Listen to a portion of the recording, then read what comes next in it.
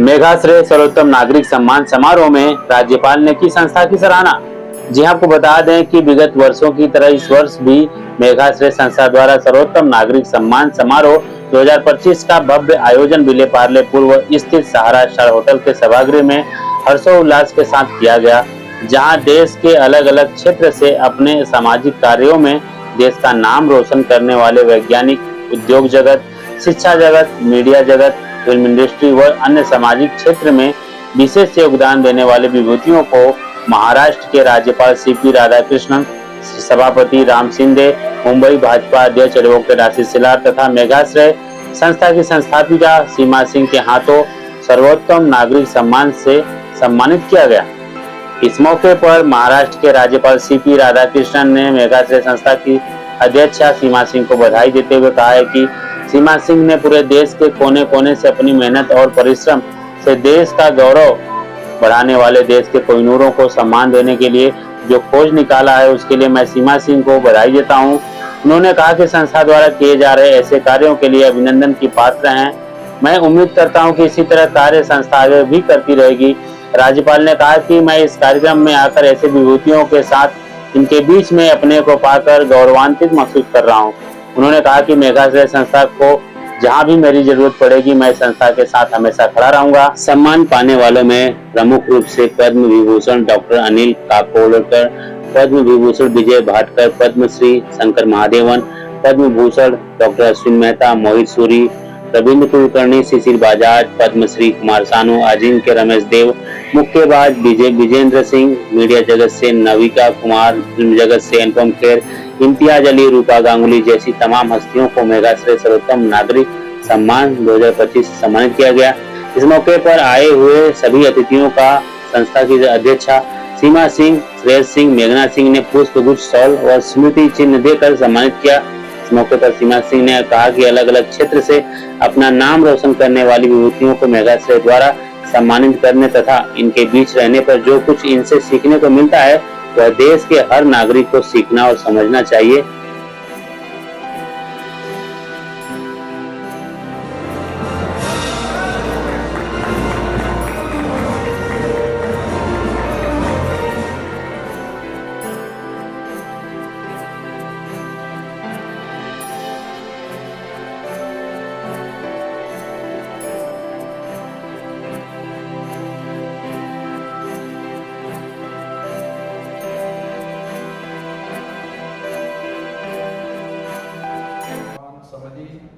Dr. Ravindra Kulkarni ji, our Vice Chancellor of our Mumbai University.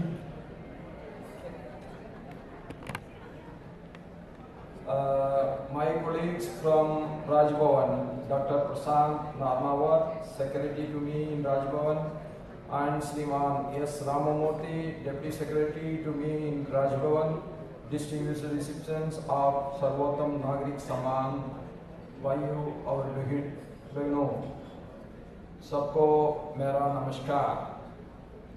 At the very outset, I extend my heartiest congratulations to Srimati Seema Singh ji for her visionary leadership and commitment in organizing the Sarvottam Nagrik Samman, an initiative that honors outstanding individuals from across the spectrum of the society. Recognizing such luminaries is not just an act of celebration, but one of inspiration. When society felicitates its finest, it elevates the collective spirit and encourages every citizen to strive for excellence. Among today's awardees are distinguished scientists, Batma awardees, acclaimed educators, reformers, sportspersons, artists, innovators in wellness and health, senior journalists, media icons, and film industry representatives. That is, almost from every section of the society is getting honored today. We are also privileged to have among us personalities such as Srimati Sahibai Popri, popularly known as the Seed Mother of India, from Ahilyadevi Nagar, and Sri Papatrao Pawar, who transformed Highway Bazaar India Model Village. Each one of you represents the very best of our nation, truly the Sarvottam of our society. Sisters and brothers, there was a time when the world dismissed India with stereotypes such as the country of snake charmers. Today, that narrative has changed. India is now a decisive voice in global affairs. A nation that saves dialogue and is invited to mediate in global conflicts. Under the dynamic leadership of our global leader, Prime Minister Sri Narendra Modi ji, India has emerged with the renewed confidence and purpose. This confidence is visible in every citizen and across every sector. As we march towards the vision of Viksit Bharat by 2047, it is imperative that we channel our strengths wisely. India can neither afford to be caught in wars nor remain divided along lines of caste, creed or religion. Our greatest asset is our people, especially our youth. With appropriate skilling and reskilling, we can unlock immense potential.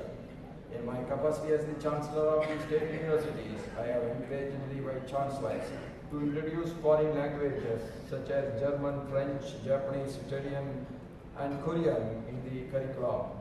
Even when more students want to learn Chinese, I requested our Vice Chancellors that they should provide the Chinese language also.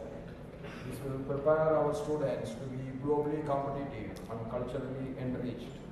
India may be the fourth largest economy in the world, but it will have no meaning unless our development is inclusive and touches all sections of the society, such as scheduled castes, scheduled tribes, tribals, women, other backward classes, Divyangs, transgenders and other marginalized communities. Let us all work together to realize the goal of inclusivity. Self defence की training दे रहे हैं और आपको मालूम है कि गाँवों में ये सब चीज़ें इतनी आसान नहीं होती है, लेकिन वहाँ पे पहुँच के उनको कन्विंस करके, उनको अवेयर करके, उनको तो हमारी पूरी टीम है जो सेल्फ डिफेंस में लगे हैं और उनको प्रॉपर ट्रेनिंग, उनको हेल्दी खाना पीना देना, उनको एक्सरसाइज कराना, उनको तैयार करना कि किसी भी तरीके की मुसीबत आए तो अपनी रक्षा सुरक्षा खुद कर सकें।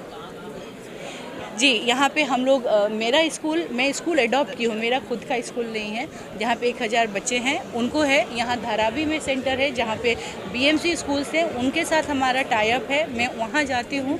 और अभी जैसा मैंने बोला कि मेरा ये दूसरा इनिशिएटिव है जिस पे मैं काम कर रही हूँ। मेरा बिहार पटना में ये काम ऑलरेडी स्टार्ट हो चुका है, धारावी में हम लोग ये काम कर चुके हैं। अभी मेरा लक्ष्य है कि मैं महाराष्ट्र के हर स्कूल में पहुँचूँ, खास करके ग्रामीण क्षेत्रों में मैं जाऊँ, वहाँ के बच्चों को। सर्वोत्तम नागरिक सम्मान, जैसा कि आप नाम से देख रहे हैं, जो नागरिक सर्वोत्तम अपने क्षेत्र में, यहाँ पे आपने देखा होगा कि ज़्यादातर लोग जो हैं जो ऑलरेडी पद्म विभूषण पद्मश्री से सम्मानित थे, उन लोगों को आज हम लोगों ने सम्मान दिया है क्योंकि उन्होंने अपने क्षेत्र में अतुलनीय योगदान दिया है और समाज सेवा और देश के गौरव के लिए और देश की मजबूती के लिए वो लोग काम कर रहे हैं। तो आज यहाँ हर क्षेत्र के लोग आए थे, चाहे वो खेल जगत हो, सिनेमा हो, संगीत हो, समाज सेवा से जुड़े हो, व्यवसाय क्षेत्र से हो, और सब लोगों ने आया। आज गवर्नर सर यहाँ पे आए, हमारे कल्चरल मिनिस्टर साथ में थे, हमारे स्पीकर साहब साथ में थे और सब लोगों ने मिलकर 15 अगस्त जो स्वतंत्रता दिवस का महीना है, आज़ादी का जो जश्न मनाने का है, ऐसे लोगों को सम्मान दिया गया ताकि वो हमारे आने वाले पीढ़ियों के लिए प्रेरणा बने और हमारी आने वाली पीढ़ी इनसे प्रेरणा लेके अपने देश को और मजबूत बनाए। क्या कहना चाहिए, वो भी आपके कार्यक्रम में लास्ट रहे और सम्मान लोगों को देने का? बिल्कुल, मैं आशीष जी की बहुत शुक्रगुजार हूँ कि वो हमारे प्रोग्राम में हमेशा समय निकाल के आते हैं। वो काफ़ी व्यस्त रहते हैं, लेकिन उसके बावजूद भी जब भी मैं जो कार्य कर रही हूँ उसको वो सपोर्ट करते हैं क्योंकि मेरा कार्य समाज सेवा से जुड़ा है और वो अपना बहुमूल्य टाइम निकाल के आते हैं। मैं उसके लिए बहुत बहुत धन्यवाद देती हूँ उनको। सीमा सिंह, हमारा ये कहना है कि आपके कार्य क्योंकि मुंबई के बाहर भी है, आपके यूपी बिहार वगैरह में आपके बहुत क्वेश्चन चल रहे हैं, आपको राष्ट्रपति प्रभूषण क्यों नहीं दिया जाए, ऐसा मेरा लोगों का कहना है। देखिए, कार्य करते रहना चाहिए। कभी हम लोग, हमारे शास्त्र में लिखा है कि कार्य करो फल की इच्छा ना करो। मेरा पूरी तरीके से मेरी भावना होती है कि मैं अपने कार्य से समाज में अगर थोड़ी सी बदलाव लाऊं और जो लोगों से प्यार मिलता है वही मेरे लिए पद्मश्री पद्म विभूषण है। तो मैं समझती हूँ कि मैं ऑलरेडी सम्मान से सम्मानित हूँ। जब लोगों का मुझे प्यार मिलता है और आप लोग मुझे इतना प्यार और इज्जत देते हैं तो वो कोई सम्मान से कम नहीं है। गवर्नर साहब ने मुखवाणी से आपके संस्था का नाम लिया है और उन्होंने अच्छा एक सलाह लोगों को दी, मतलब अच्छा एक सराहना की, इस पर क्या कहना? बिल्कुल, हम बोलते हैं ना, जब आप अच्छा कार्य करते हैं तो जब आपसे गवर्नर सर हो, राष्ट्रपति जी हो, प्रधानमंत्री हो और अपने राज्य के मंत्री लोग जब आकर सराहना करते हैं तो एक हिम्मत मिलता है, एक हमको और ऊर्जा मिलती है कि मैं और अच्छा कार्य करूं, मैं सही मार्ग पे चल रही हूं।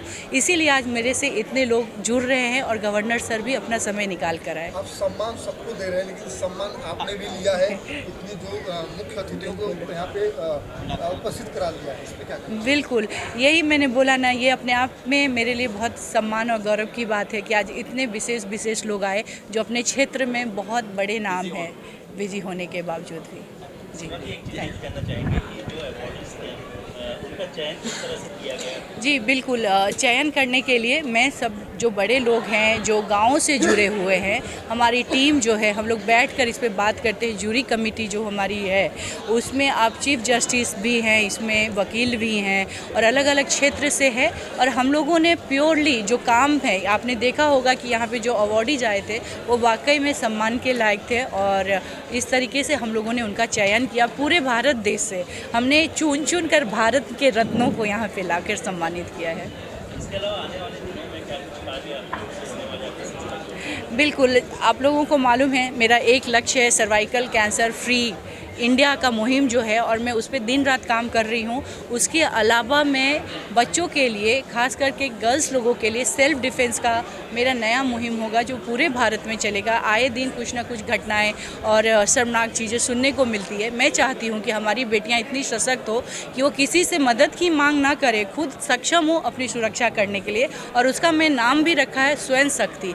हर एक लड़की को अपनी शक्ति खुद बननी होगी और इस पर मेरा अगला मुहिम यही होगा।